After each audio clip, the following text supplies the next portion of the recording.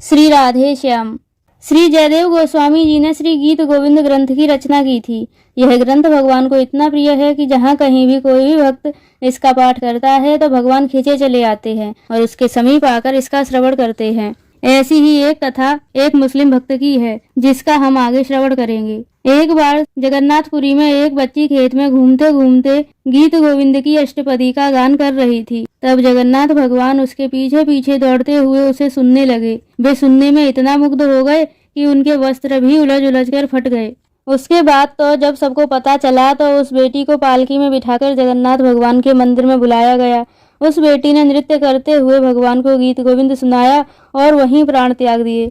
इस घटना के बाद वहां के राजा ने यह घोषणा कर दी, जब भी कोई इसका पाठ करेगा तो वह भगवान को आसन देगा, उसके बाद ही पाठ करेगा। तब से यह नियम बन गया। उन दिनों मुल्तान के एक पंडित जी जगन्नाथ भगवान के दर्शन करने के लिए जगन्नाथपुरी आए।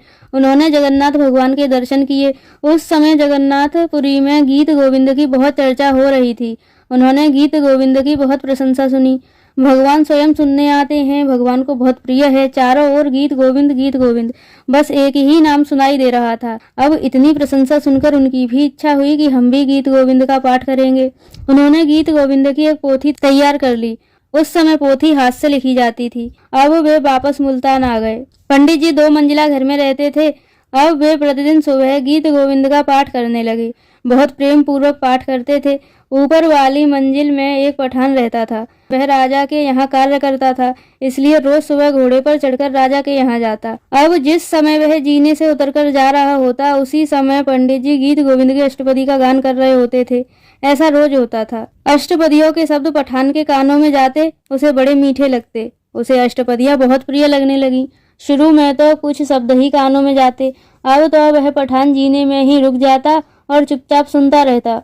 संस्कृत का ग्रंथ है, इसलिए समझ में कुछ नहीं आता था, किंतु सुनने में बहुत प्रिय लगता था। संस्कृत का ग्रंथ है, इसलिए समझ में कुछ नहीं आता था, किंतु सुनने में बहुत प्रिय लगता था। रोज सुनते सुनते कुछ याद हो गया तो गुनगुनाने भी लगा।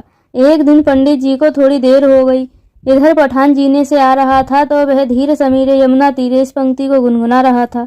पंडित जी ने देखा, अरे पठान अष्टपदी का गान कर रहा है, वो भी बड़ी मस्ती के साथ। आंखों में आंसू भी बह रहे हैं। वे बड़े अचंभित हुए। उन्होंने पठान को बुलाया। पंडित जी ने पूछा, ये क्या गा रहे हो? इसका अर्थ जानते हो? अर्थ तो नहीं जानता, बस सुनने में बहुत अच्छा लगता है।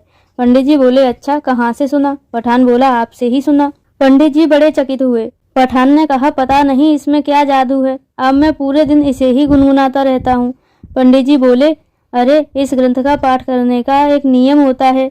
इसका पाठ करने से पहले भगवान श्री कृष्ण के लिए आसन बिछाया जाता है।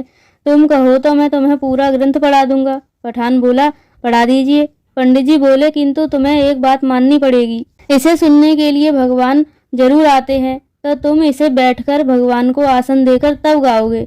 पठान बोले, ऐसा तो नहीं हो सकता, मैं तो राजा के यहाँ काम करता हूँ, मुझे इतना समय नहीं होता कि मैं बैठ के इसका पाठ कर सकूं। पंडित जी ने कहा, तो देखो, तुम घोड़े पर बैठकर राजा के यहाँ जाते हो, तो घोड़े पर थोड़ा पीछे को होकर बैठा करो और अपने आगे उस पर एक आसन बिछाकर भगवान श्री कृष्ण से कह दिया करो कि आप यहाँ आकर बैठो, तब गान किया करो। पठान बोला, ये तो कर लूंगा। फिर कुछ ही दिनों में पूरा गीत गोविंद उस पठान को याद हो गया। अब वह घोड़े पर आसन बिछाकर कहता, हिंदुओं के भगवान कृष्ण, आप यहाँ आकर बैठ जाओ, और फिर गान प्रारंभ करता। प्रारंभ में तो उसे दर्शन नहीं हुए, किंतु कुछ समय बीतने पर उसे अनुभव होने लगे। उसे दिव्य सुगंध आने लगी।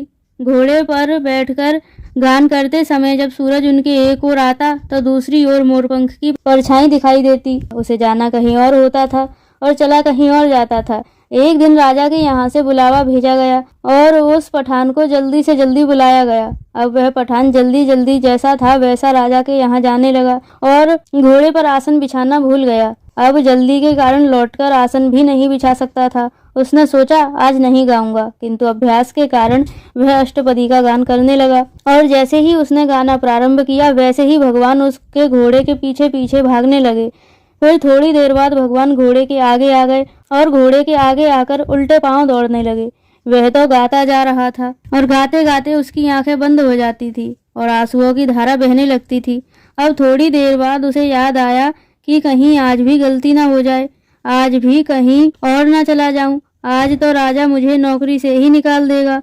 और जैसे ही उसने घोड़ा रोका तो सामने उल्टे पैर चलते हुए श्याम सुंदर दिखाई दे गए। जैसे ही भगवान के दर्शन किए घोड़े पर से कूद पड़ा और चरणों में लोटपोट हो गया, बिलखने लगा। भगवान ने उसे हृदय से लगा लिया और कहने लगे, फिर से सुनाओ और सुनाओ। वह बोला, आप घोड़े के आगे उल्टे क्यों दौड़ रहे हैं? भगवान बोले, उल्टे क्यों दौड़ रहे थे? भगवान बोले, तू आज आसन बिछाना भूल गया था ना।